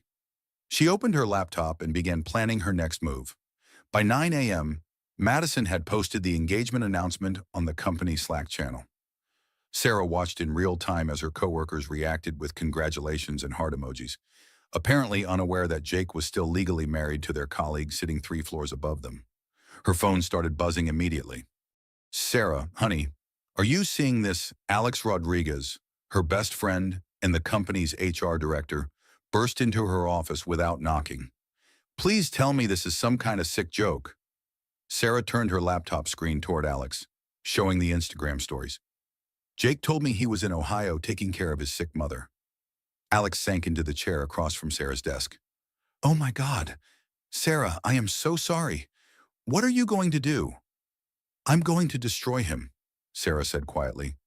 But before she could make her first move, Madison appeared in her doorway wearing a diamond ring that could blind pilots. "Sarah, I hope there are no hard feelings," Madison said with fake sweetness. "Jake told me you two have been growing apart for years. He said the marriage was practically over anyway." The audacity made Sarah's vision blur. "Excuse me. I know this might be awkward since we all work together, but Jake and I want to keep things professional. He's moving out this weekend. By the way, he asked me to tell you since he's been so busy with the Peterson account." Sarah gripped her desk so hard her knuckles went white. "He asked you to tell me he's moving out." Madison examined her new ring in the light. "He thought it would be easier this way. Less drama. You know he said you can keep the house for now, but obviously that'll need to be sorted in the divorce." Alex stood up abruptly. "Madison, I think you should leave." "Of course, I just wanted to make sure Sarah heard it from me directly. Girl code, right." Madison smiled brightly and walked away, her heels clicking down the hallway. Sarah stared at her computer screen, watching as more colleagues congratulated Jake and Madison on Slack. Someone had even started planning an engagement party. "What kind of man has his secretary tell his wife he's leaving?" Alex asked incredulously. Sarah opened her banking app again, staring at the depleted account, the kind who steals $200,000 to buy his mistress a ring. She spent the rest of the morning documenting everything. Screenshots of the social media posts, printouts of the bank statements. She even found emails on Jake's company laptop, which he'd stupidly left logged in on their home computer, discussing his plans to eliminate the dead weight from his life. The emails were even worse than the photos. Jake had been planning this for months, discussing with Madison how to maximize their financial gain while minimizing Sarah's ability to fight back. He'd researched divorce laws, figured out how to hide assets, and even planned the timing to coincide with the company retreat where he apparently intended to make some kind of announcement. Sarah printed everything and put it in a folder labeled Insurance. She was going to expose them both at the company retreat next week, in front of Victoria Sterling, the CEO who'd been Sarah's mentor. In front of all their colleagues who were currently celebrating Jake's engagement. In front of everyone who mattered in their industry. She had evidence. She had proof. She had the moral high ground. She thought that would be enough. At lunch, she called Jake's mother in Ohio to check on her health. "Oh, Sarah, sweetheart, I'm feeling wonderful. Why do you ask? Jake said he'd been visiting you this week because you were ill." The silence stretched uncomfortably long. Honey, I haven't seen Jake in 6 months. He said you two were too busy with work to visit. Sarah hung up and added, lying about sick mother, to her growing list of evidence against her husband. By the end of the day, Madison had posted 17 Instagram stories about her engagement, including a detailed video about how Jake had planned the perfect romantic proposal for months. Sarah screenshotted every single one. She was building an airtight case against them both. She just didn't realize that Jake was building an even stronger case against her. The company retreat at the luxury mountain resort should have been Sarah's moment of triumph. She'd spent a week perfecting her presentation. Not the marketing presentation everyone expected, but a devastating expose of Jake and Madison's betrayal, complete with screenshots, bank records, and a timeline of their deception. She'd even practiced her speech in the mirror, imagining Victoria Sterling's shocked face when she realized what kind of people she'd been promoting. But Victoria beat her to the podium. Before we begin today's sessions, I have some organizational announcements, Victoria said, her usually warm smile seeming forced. We're implementing some structural changes to better align our teams. Sarah felt the first flutter of unease. Sarah Mitchell has decided to pursue new opportunities outside Nexus Tech. Today will be her last day with us. The conference room erupted in surprised murmurs. Sarah shot to her feet. Excuse me, I never decided anything of the sort. Victoria's expression remained neutral. Sarah, please don't make this more difficult than necessary. I'm not making anything difficult. I have no idea what you're talking about. I love my job. I've never said anything about leaving. Jake stood up from across the room, his face a mask of concerned sympathy. Sarah, honey, I know this is hard, but you've been struggling lately. The stress, the emotional instability. Emotional instability. Sarah's voice cracked. You stole our life savings to propose to your secretary. The room fell silent. 60 colleagues stared at her with expressions ranging from pity to embarrassment. Madison placed a gentle hand on Jake's arm. Jake told me you've been having some episodes lately. Paranoid delusions about our professional relationship. Paranoid delusions, I have photos, I have bank records. You posted your engagement on Instagram. But when Sarah pulled out her phone to show the evidence, her hands were shaking so badly she could barely operate it. To everyone watching, she looked exactly like what Jake had apparently told them. She was an unstable woman having a breakdown. Victoria stepped forward. Sarah, you're clearly going through something difficult. We're willing to provide a generous severance package and excellent references, but I need you to gather your things and leave the premises. You're firing me based on lies from my cheating husband. I'm not firing you. You're being restructured out due to performance concerns that have been building for months. Sarah looked around the room desperately. These were her colleagues, people she'd worked with for 5 years, but their faces showed discomfort, not support. They wanted her to stop making a scene. And I'm pleased to announce that Madison Brooks will be stepping into an expanded role as marketing manager, Victoria continued. She's shown exceptional initiative and fresh thinking. Madison beamed as applause filled the room. Thank you so much for this opportunity. I'm excited to bring new energy to the department. Sarah realized with growing horror that this had all been planned. Jake hadn't just stolen her money and her marriage. He'd orchestrated her professional destruction. Security arrived within minutes. 2 uniformed guards flanked Sarah as she was escorted from the conference room where she'd planned to expose Jake's crimes. Instead, Madison live-streamed Sarah's humiliation on TikTok, narrating for her followers, when workplace drama goes too far, some people just can't handle other people's success. The video went viral within hours. Sarah sat in her car in the resort parking lot, shaking with rage and disbelief. She tried calling Alex, but her best friend's number went straight to voicemail. She drove home to find the locks changed and her belongings in boxes on the front porch. A note from Jake explained that he'd filed for divorce and obtained a temporary restraining order based on her erratic behavior at the retreat. She was no longer allowed to enter what had been their shared home. Sarah loaded her belongings into her car and drove to a motel, finally understanding the depth of Jake's planning. He hadn't just decided to leave her for Madison. He'd systematically destroyed her credibility, her income, and her support system before making his move. She'd thought she was playing chess while he was playing checkers. She'd been dead wrong. Sarah discovered the true extent of Jake's manipulation when she started job hunting a week later. 3 interviews that had seemed promising ended abruptly when her references were checked. The 4th interviewer was kind enough to be direct. I have to ask, there are some concerning reports about your departure from Nexus Tech. Allegations of workplace harassment and emotional instability. Sarah's blood ran cold. What allegations? Look, I want to give you a fair chance, but I've heard from multiple sources that you had some kind of breakdown. Accusations against colleagues, paranoid behavior. Jake had been busy. While Sarah was looking for apartments she could afford on unemployment benefits, her husband was systematically destroying her professional reputation throughout their industry. The worst part was how believable his story sounded. Stressed marketing executive cracks under pressure, becomes obsessed with her husband's innocent working relationship with his assistant, and melts down publicly when the assistant gets engaged to someone else. It was a narrative that played into every stereotype about jealous, unstable wives. And it was working. Sarah burned through her savings within a month. The severance package Victoria had promised never materialized. Apparently, there had been complications with her departure paperwork. Her health insurance was canceled. Her car payment was late. Jake, meanwhile, was thriving. His engagement to Madison had been featured in the local business journal as a workplace romance success story. Madison's Instagram showed them house hunting in the luxury neighborhoods Sarah could no longer afford. The house Jake had kicked her out of, their house bought with both their incomes, was already on the market.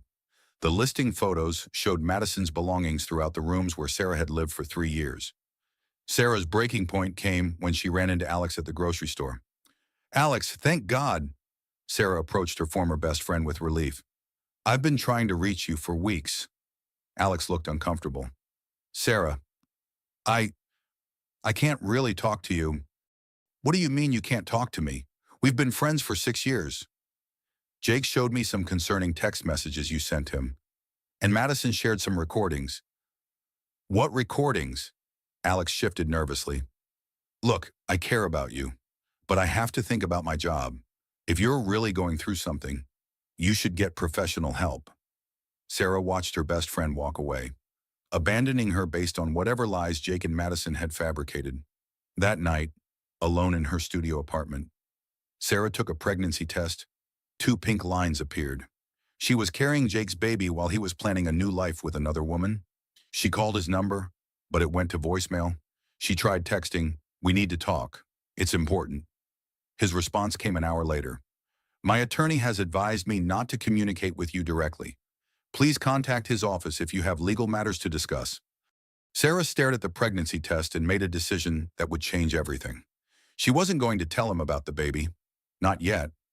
First, she was going to destroy him the same way he'd destroyed her.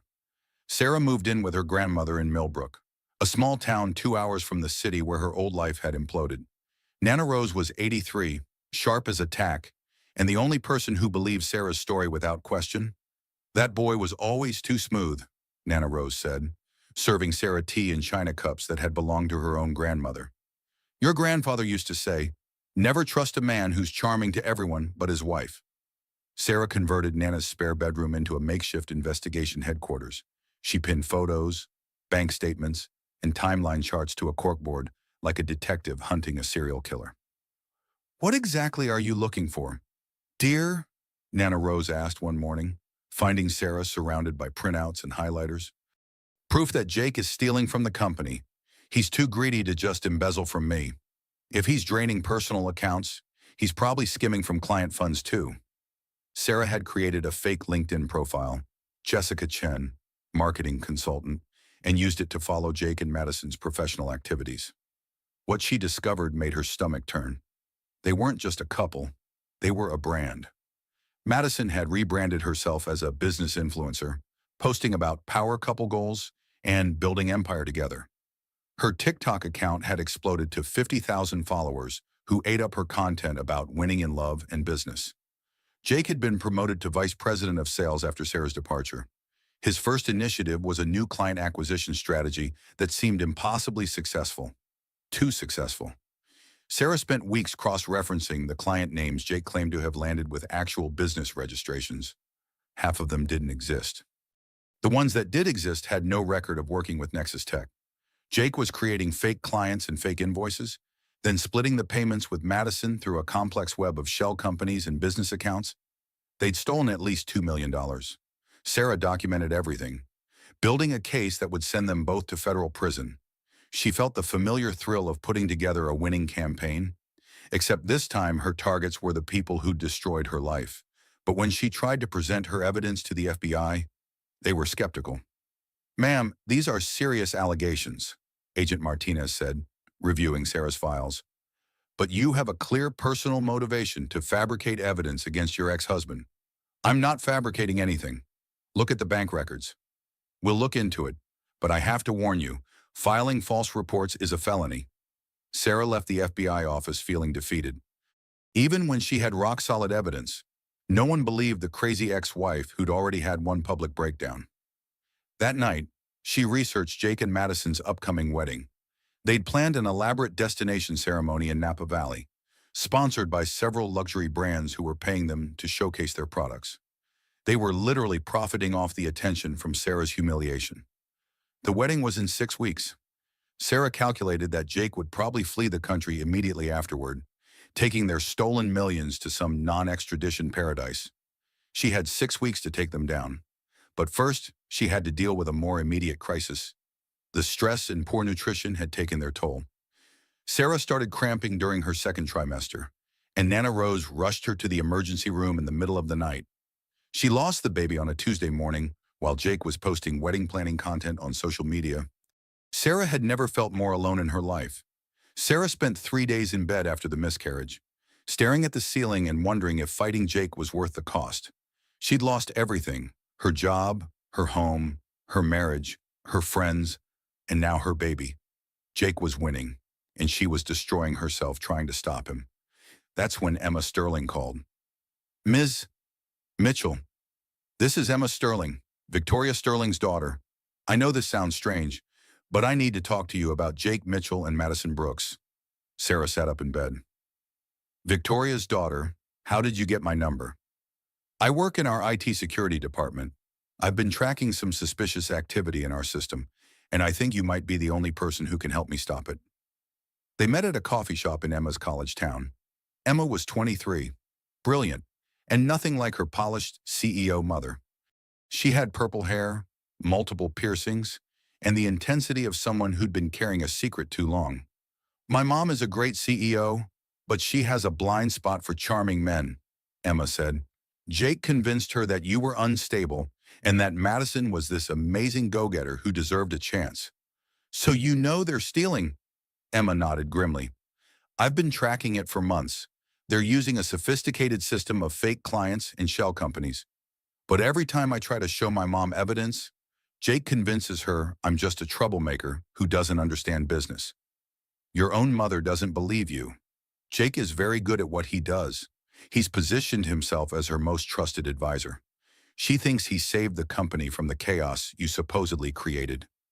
Sarah felt a spark of hope for the first time in months. "What do you need from me?" "I need someone with marketing expertise to help me document their scheme in a way that's undeniable. And I need someone with personal motivation to see this through." Emma pulled out a tablet and showed Sarah spreadsheets that made her head spin. "They've stolen over $2 million so far, but they're planning something bigger for right after the wedding." "What kind of bigger?" "They're going to liquidate all the major client accounts and disappear. The company will collapse within weeks, and 800 people will lose their jobs." Sarah stared at the numbers. "They're going to destroy the entire company. Jake has been systematically weakening our client relationships and transferring loyalty to shell companies he controls. After the wedding, he'll activate a virus that will corrupt our customer database and make it look like a cyber attack. Meanwhile, he and Madison will already be in a non-extradition country with millions in stolen funds." The scope of Jake's betrayal was breathtaking. He wasn't just stealing money, he was planning to destroy hundreds of careers and livelihoods to cover his tracks. "Why are you helping me?" Sarah asked. Emma's expression hardened. "Because my mom built this company from nothing. Because 800 innocent people don't deserve to lose their jobs. And because I'm tired of watching Jake manipulate everyone while pretending to be the victim." They spent the next 4 hours planning their counterattack. Emma had access to company systems that could provide real-time evidence of the theft. Sarah had the investigation skills and personal knowledge of Jake's methods. Together, they might actually be able to stop him, but they had less than 3 weeks before the wedding, and Jake was too smart to leave obvious evidence lying around. "There's one more thing," Emma said as they prepared to leave. "I think I know why Jake targeted you specifically for destruction. Because I was in his way. No, because you're the only person at the company smart enough to figure out what he was doing. He didn't just want you gone. He needed you completely discredited so that no one would believe you if you ever discovered his scheme." Sarah felt the pieces clicking into place. Her humiliation hadn't been revenge. It had been a preemptive strike against the one person who could expose Jake's crimes. "So what's our next move?" Sarah asked. Emma smiled grimly. "We're going to crash a wedding." With 2 weeks until the wedding, Sarah and Emma worked 18-hour days building their case. Emma had created a sophisticated monitoring system that tracked every fake transaction Jake processed, while Sarah analyzed the client communication patterns that would prove the fraud. But they faced a critical problem. Everything they uncovered would be dismissed as revenge fabrication from a disgruntled ex-wife and a rebellious daughter. They needed irrefutable evidence that couldn't be explained away. "We need them to confess," Emma said during one of their late-night strategy sessions. "On camera, with witnesses, in a way they can't deny later." Sarah had been thinking the same thing. The wedding reception, they'll be relaxed, celebrating, probably drinking. If we can get them talking about their plans, my mom will be there, the board members will be there, half the tech industry will be there. They spent days researching the venue, a luxury vineyard estate with multiple buildings and sophisticated security. Madison had posted detailed content about every aspect of the wedding planning, essentially providing Sarah and Emma with architectural blueprints. "I can get us inside," Emma said. "I'm supposed to be there anyway as my mom's +1, but we need a reason for you to be on the property." Sarah studied the catering staff roster Emma had obtained through her system access. "I'm going to be a photographer." "Can you actually do photography?" "I ran marketing campaigns for 5 years. I can handle a camera well enough to blend in." The plan was risky but elegant. Sarah would pose as part of the photography team, while Emma monitored from the security office. When Jake and Madison inevitably started bragging about their success, Sarah would capture everything on hidden cameras. But 3 days before the wedding, their careful plans nearly imploded. Nana Rose collapsed in her garden. Sarah found her grandmother unconscious among the tomato plants and called an ambulance with shaking hands. At the hospital, doctors explained that Rose had suffered a stroke brought on by stress and high blood pressure. "She's been worried about you, dear," the nurse explained. "Family stress can be a major trigger for elderly patients." Sarah sat beside her grandmother's hospital bed, holding Rose's fragile hand and wondering if her quest for revenge was literally killing the people she loved. "Go finish this," Rose whispered when she woke up. "Don't let that man destroy any more lives." Sarah almost backed out. She'd already lost so much. Her job, her marriage, her baby. She couldn't bear the thought of losing Nana Rose too. But Emma called with urgent news. "They moved up the timeline. Jake is planning to activate the virus tomorrow night during the wedding reception. If we don't stop them now, it's over." Sarah kissed her grandmother's forehead and made a promise. "I'll be back as soon as this is finished." Rose squeezed her hand. "Make him pay for what he did to you." Sarah arrived at the vineyard the next morning, carrying professional camera equipment Emma had procured and wearing a black outfit that would help her blend in with the catering staff. Her hands were steady for the first time in months. She was done being the victim of Jake's story. It was time to write the ending herself. The Napa Valley vineyard was stunning, draped in white silk and fairy lights for what Madison had dubbed the wedding of the decade on her social media accounts. 300 guests mingled on terraced lawns while professional photographers captured every moment for the luxury brands sponsoring the event. Sarah moved through the crowd with practiced invisibility, her camera serving as both prop and weapon. Emma had equipped her with hidden recording devices and a direct communication line to the security office. "Target acquired," Emma's voice whispered through Sarah's nearly invisible earpiece. "Jake is at the bar with the Peterson Group clients. Madison is doing interviews with wedding bloggers by the fountain." Sarah positioned herself near the cocktail area, blending seamlessly with the legitimate photography team. Through her lens, she watched Jake charm investors while Madison posed for sponsored content, both of them playing their roles perfectly. They looked happy. They looked successful. They looked like they'd gotten away with everything. "Sarah, can you hear me?" Emma's voice crackled through the earpiece. "My mom just arrived. She's asking about you specifically." Sarah's stomach dropped. "What kind of asking?" "The suspicious kind. Jake might have warned her you could show up." Sarah adjusted her position, using a marble pillar to block Victoria Sterling's line of sight. She needed Jake and Madison to start talking about their escape plan, but they were both too busy playing the perfect couple for their audience. That's when Sarah noticed something interesting. Madison's phone kept buzzing, and each time it did, she looked increasingly anxious. Sarah zoomed her camera lens and managed to catch a glimpse of the screen. Banking alerts. Lots of them. "Emma, check the company accounts right now." "On it." "Oh my God, Sarah. They're liquidating everything. Every client account, every investment fund. They're cleaning out the entire company treasury." Sarah felt a surge of adrenaline. Jake wasn't waiting until after the reception. He was stealing the money during his own wedding ceremony. "Where's the server room?" Sarah asked. "West building, basement level. But Sarah, there are security guards." "I'm going to stop the transfers manually." Sarah slipped away from the reception, following Emma's directions through a maze of wine cellars and storage rooms. The server room was behind a locked door that Emma opened remotely. Sarah found herself surrounded by humming computers and blinking lights. She'd never hacked anything in her life, but Emma guided her through the process of accessing Jake's hidden accounts. "There," Emma said through the earpiece. "You should see a program called Vineyard Transfer running on the main terminal." Sarah found it, a sophisticated program that was systematically draining Nexus Tech's accounts and routing the money through dozens of shell companies. The amount already stolen made her dizzy, $4.7 million. "How do I stop it?" "There should be a kill switch command. Look for..." The server room door slammed shut behind Sarah. She spun around to find Jake standing in the doorway, no longer the charming groom from upstairs. "Hello, sweetheart," he said, his voice cold and dangerous. "Miss me?"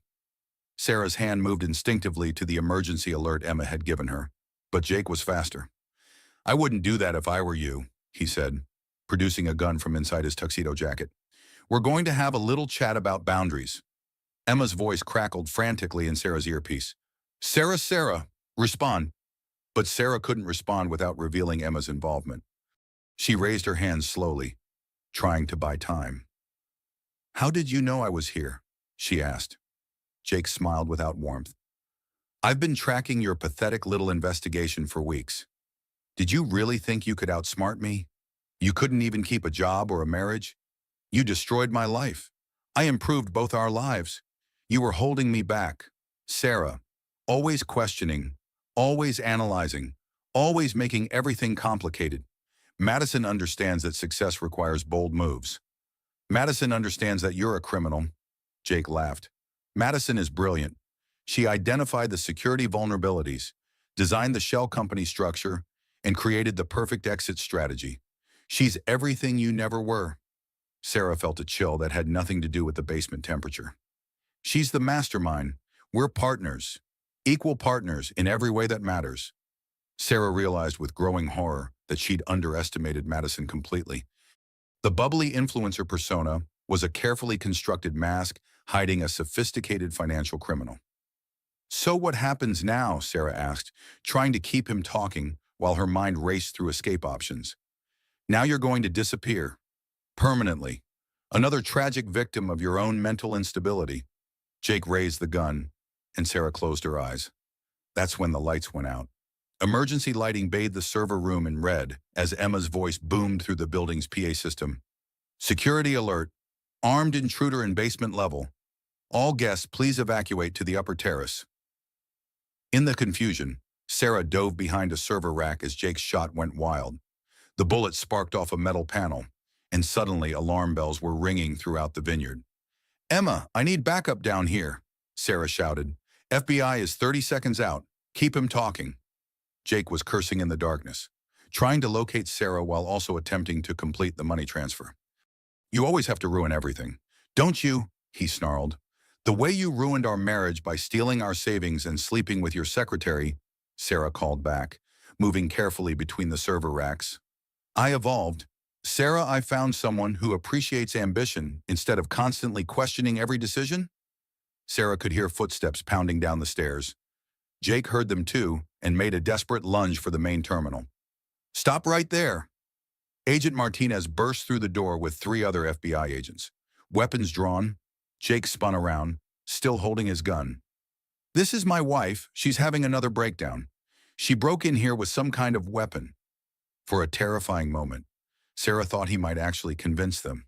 Jake was still wearing his wedding tuxedo, still radiating that charming authority that had fooled everyone for so long. Then Emma appeared behind the agents with a laptop.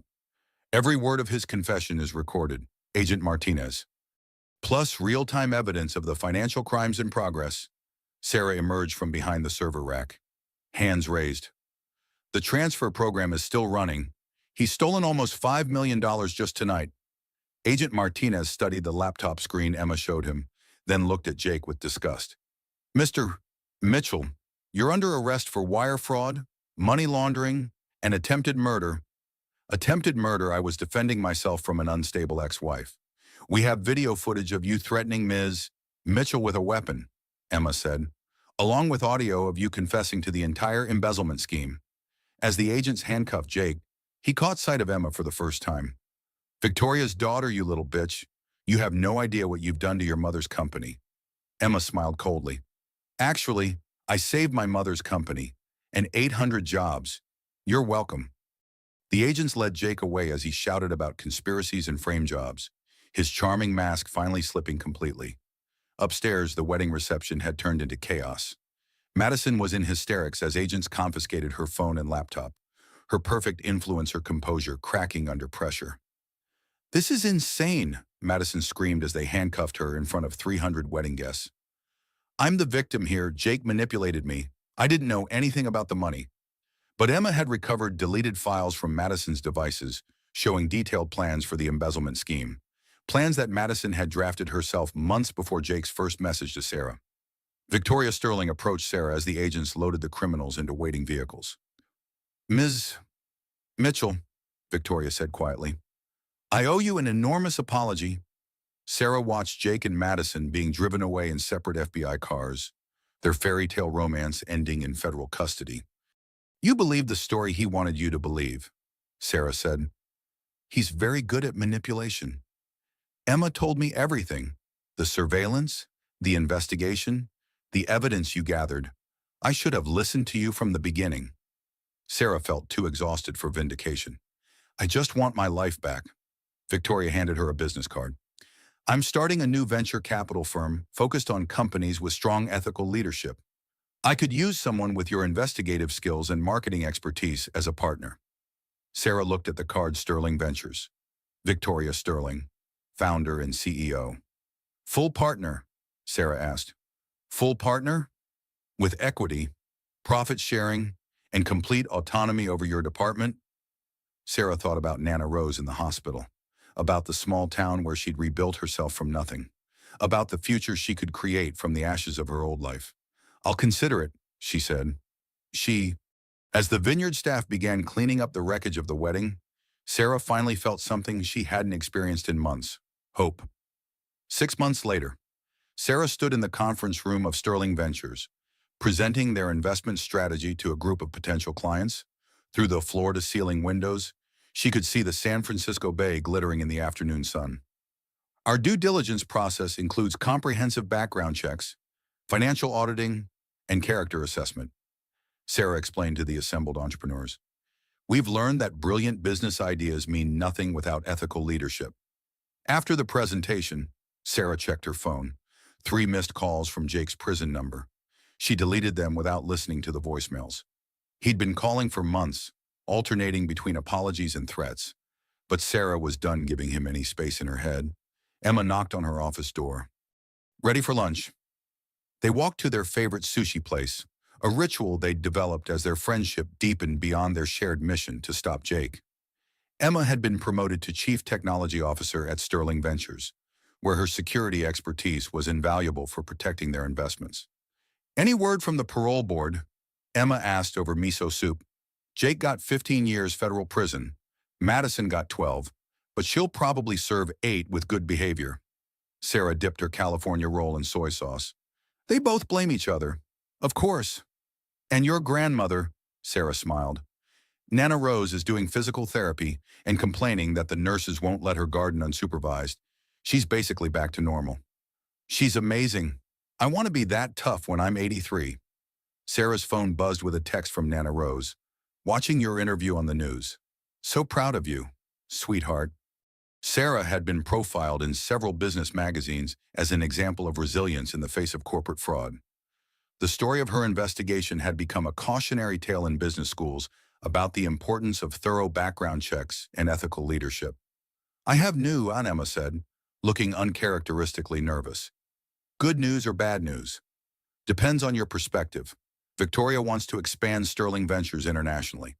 She's offering you the chance to head up our London office. Sarah set down her chopsticks. London. Full autonomy, huge budget, opportunity to build something from scratch. It would be your show completely. Sarah considered the offer. London represented a fresh start, a chance to build a legacy that had nothing to do with Jake or Madison or the wreckage of her old life. But it also meant leaving Nana Rose, leaving the life she'd rebuilt in California, leaving Emma. What do you think I should do? Sarah asked. Emma smiled mysteriously. Well, I might know someone who'd be interested in relocating to London for the right opportunity. Oh, really? Victoria's been wanting to establish a European tech security division. She might need a qualified CTO to run it. Sarah felt her heart skip. Are you saying what I think you're saying? I'm saying that some of the best adventures require a partner. Sarah reached across the table and took Emma's hand. Are we talking about a business partnership or something more personal? Emma's cheeks turned pink. Maybe both.